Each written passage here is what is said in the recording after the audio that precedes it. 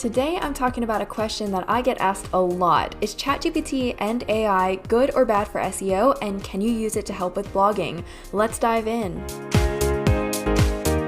Welcome to Coffee and SEO, where we sit down for a coffee hour together and simplify SEO, making it super approachable for your business.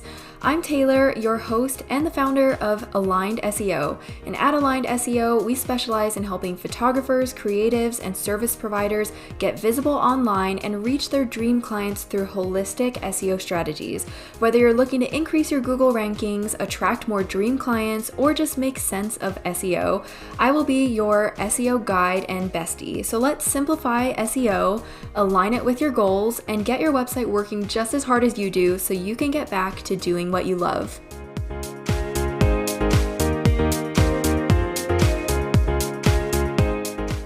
Welcome to the podcast. I am talking about a really juicy subject, ChatGPT and AI, and can you use it for blogging, and is it good or bad for SEO? I'm answering all of the questions. So obviously AI has really taken over a lot of areas of marketing, one of them being content creation. It's a really great tool. I'm sure most of you listeners have tested ChatGPT out or Claude AI or one of the AIs out, and it can make things so much faster when it comes to writing, whether it's social media post, blog post, website copy, all the things. But there are things that we have to keep in mind if we're going to use AI and ChatGPT as a tool for SEO, so I'm going to go over those today.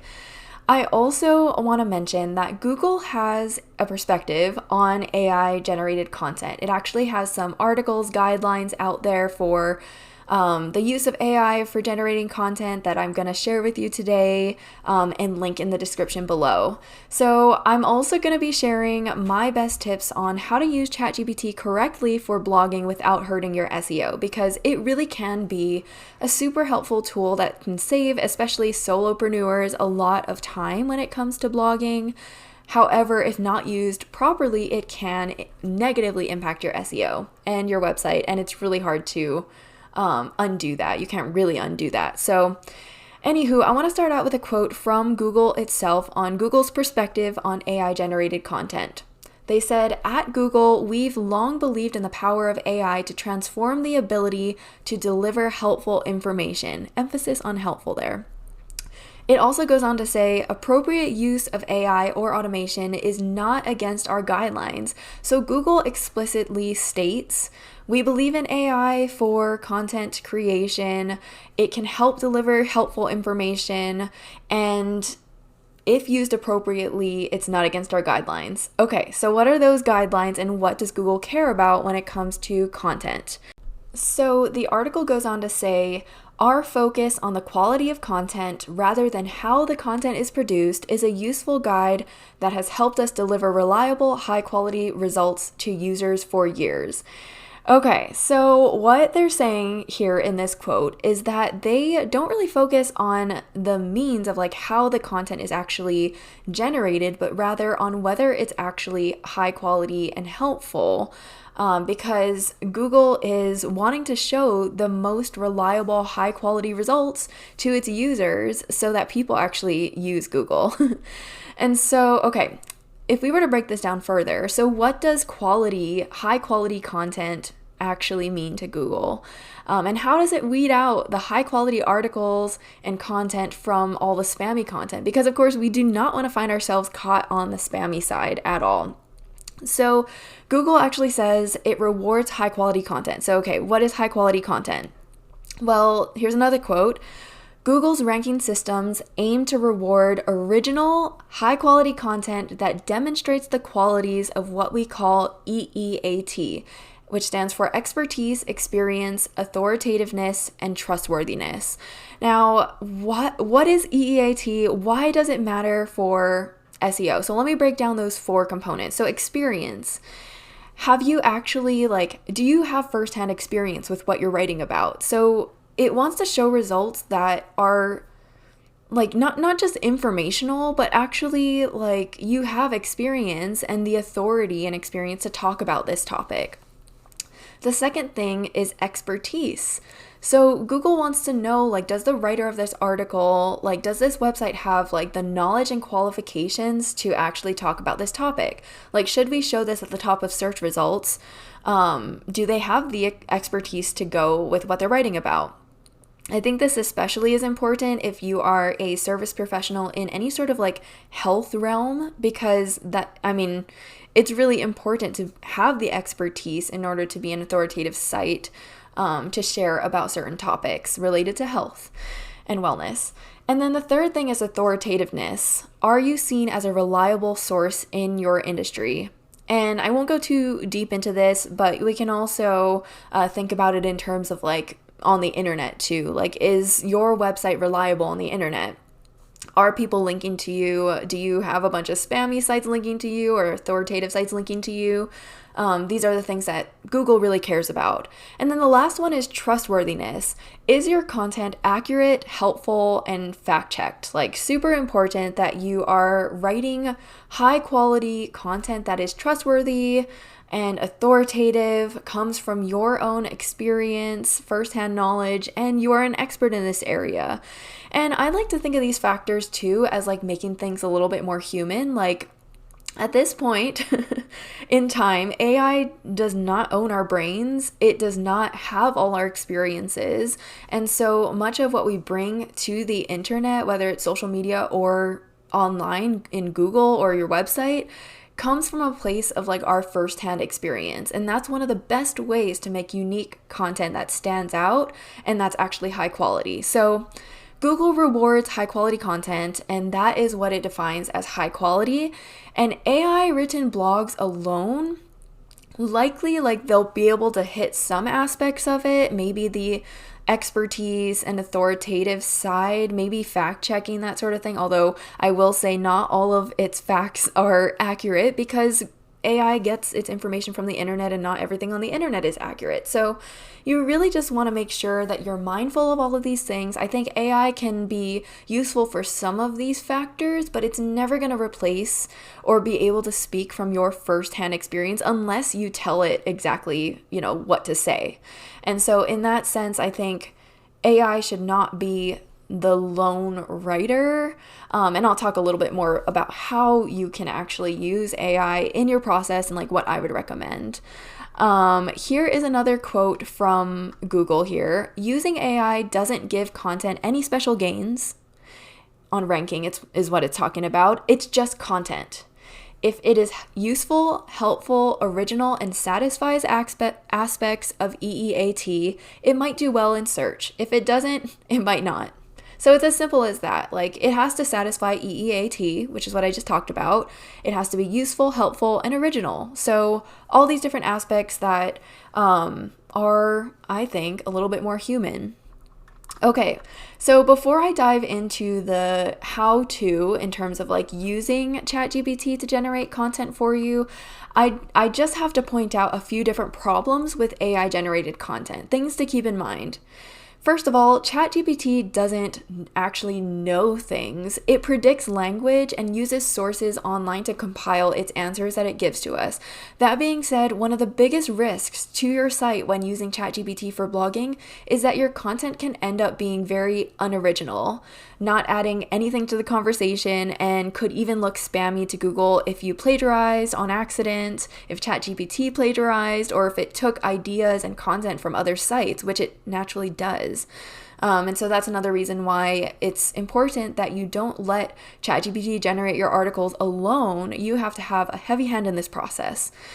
The second thing is, what I've noticed firsthand is keyword research is a very weak point in ChatGPT.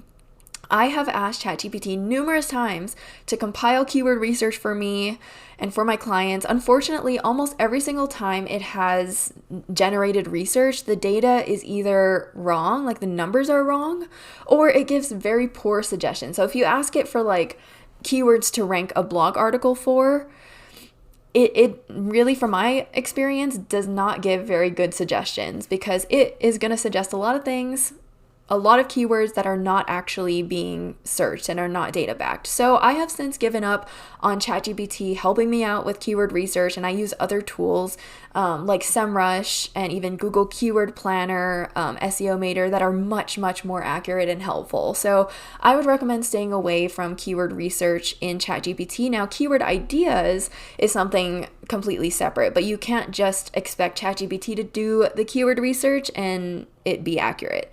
So if it gives you ideas, go and research them on other tools. The third thing is ChatGPT's SEO optimizations are not always the best. And here's my theory. I think it's because ChatGPT is getting a lot of information from all the sources out there on the internet, whether they're accurate or inaccurate. And so it has all this noise going into it. And this is why I think it's really important for you to go in after and optimize, rewrite, add your take in there, and just add you in there once your article is generated by ChatGPT. So there are a lot of things to be aware of when it comes to using ChatGPT as a blog writing tool or a copywriting tool. And that being said, I think AI can make content generation so much easier, and idea generation too, especially. And so here are my best tips on how to stay away from these problems and from being, spammy, and actually use it to your benefit. So, number one is using ChatGPT as a drafting tool and not a final draft. So I like to think about ChatGPT as like an assistant and not the actual writer itself. And one of the things that I regularly use ChatGPT for is idea generation. I don't know about you, but as a solo business owner myself, I regularly am sitting down and I'm like, gosh, I really wish that I just had someone to just sit there and talk it out with. And luckily for me, ChatGPT is a really great tool to just hash out ideas, especially for blog and content ideas. It does have a lot of really good ideas on what could be helpful for ideal clients. But again, I want to hone in on this. I think that ChatGPT as an assistant is much better than thinking of ChatGPT as an independent writer that you've hired for your business, because it just has limited capabilities at this point. So use it as a drafting tool and not the final draft. Another thing that you can do is ask it for outlines, topic ideas, or a rough draft, and then go in and make it your own. One of the things that is super helpful for me is asking it to create a content brief. Content briefs are really thorough. And it's, I think, even more than just a blog article outline. It gives suggestions on what to write about, what images to add in there, experiences to write about, all the things. And so I think that's a really great use of ChatGPT as a tool in your path to writing a blog post. You don't necessarily have to have it write it for you, but having that content brief makes it so much easier for you to then go in and write the blog post. If you do want ChatGPT to write the blog post, I would still highly recommend doing a content brief first and then putting your own notes in there and experiences in there as, raw as you need it to be, and then have it write about those things that you feed it. So I think that's a great balance between the two. And then of course, as much information as you do feed ChatGPT, just recognize it is not you. It is not your replacement. It does not have your brain, and it's not the expert. You are the expert. So you need to go in and edit and personalize it. So that's the second step, is always go in and edit it, rewrite different sections, and personalize it with your own experience. And always come back to EEAT, making sure to infuse your unique take on everything. Don't just let it be another article that can just be found on the internet somewhere.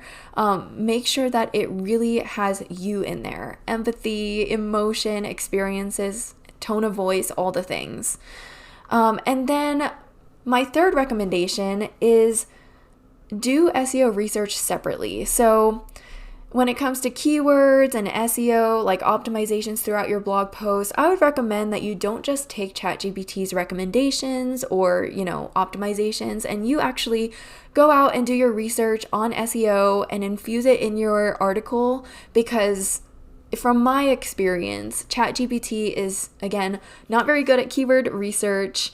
Maybe it's good at keyword ideas, but not data-backed keyword research. And not the best, SEO specialist. And I'm not just saying that because I'm an SEO specialist and I'm biased, but actually, like, from my experience, it does not optimize articles very well. So go in, do your SEO optimizations after you generate a blog article, rough draft, or an outline.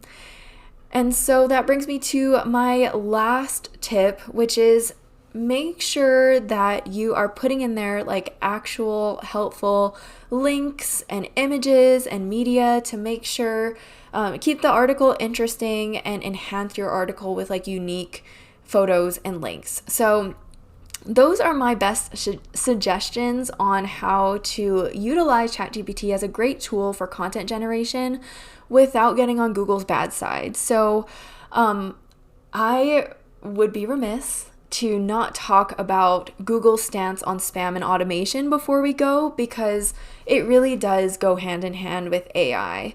And so I just want to mention, do not use automation to generate content with the primary purpose of manipulating ranking in search results, because that is a violation of Google's spam policies. So you don't want to like mass generate content. And actually, here's another quote from Google's spam policies.